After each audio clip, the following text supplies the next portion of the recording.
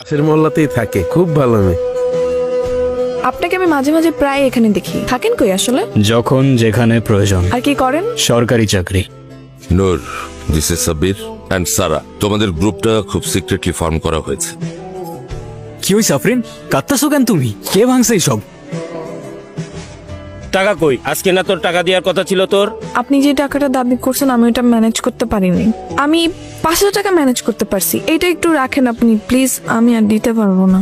বাকি 45,000 টাকা কালকের ভিতরে দিবি। কালকের ভিতরে টাকা না দিলে ভাঙ্গা দিমু। তুমি চাইলে অন্যভাবেও পরিশোধ করতে পারো।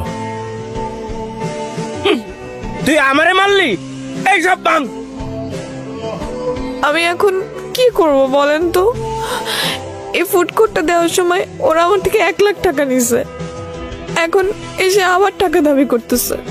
আমি কোত্থেকে দিব এত টাকা? এই ফুড কোর্টটা কত কষ্ট করে দিছে শুধু আমি জানি। আমার এতদিনের কষ্ট সব কিছু ভেঙে দিয়ে গেল। ওরা তোমাকে সেকেন্ড টাইম আর কখনো ডিস্টার্ব করতে আসবে না, আমি তোমাকে কথা দিচ্ছি। এখন চোখটা মোছো প্লিজ।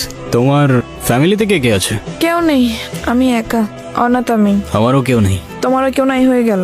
হ্যাঁ সিরিয়াসলি, আমি তো 8 বছর পর্যন্ত একটা অরফানেজেও ছিলাম, শান্তিকুটির অরফানেজ। কি বললা? কি? অরফানেজটার নাম কি বললা? শান্তিকুটির। তোমার মিতালি ম্যামকে মনে আছে? হ্যাঁ, কিন্তু তুমি তাকে কিভাবে চেনো? তুমি কোন সাল পর্যন্ত ছিলা? ফেব্রুয়ারি 2004 পর্যন্ত ছিলাম। ও, আর আমি 2005 এসেছিলাম। একটুর জন্য দেখা হলো না। ওয়েল, এখন দেখা হয়ে গেল।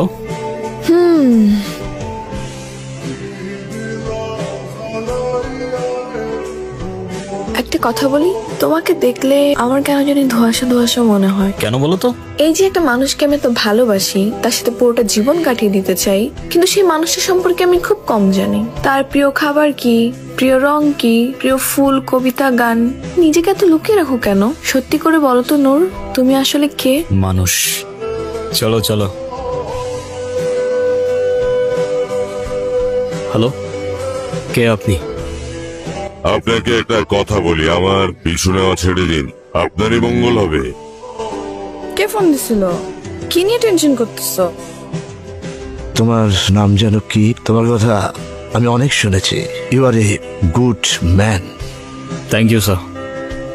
আচ্ছা, একটা প্রশ্ন, এত সিকিউরিটি কেন? আমি তো বারণ করেছিলাম। Sir, we are sorry, but right now আমরা আপনার ব্যাপারে কোনো রিস্ক নিতে পারছি না। আমি আমার লাইফ নিয়ে কোনো চিন্তা করি না। জীবন মৃত্যু সব সৃষ্টিকর্তার হাতে। Correct sir. আমি শুধু চিন্তা করি এই অ্যান্টিডোট নিয়ে। যে কোনো মূল্যেই হোক এই লঞ্চ আমাদের করতেই হবে। যে কারণে আমার প্রোটেকশনের চাইতে এই অ্যান্টিডোটের প্রোটেকশন অনেক বেশি প্রয়োজন।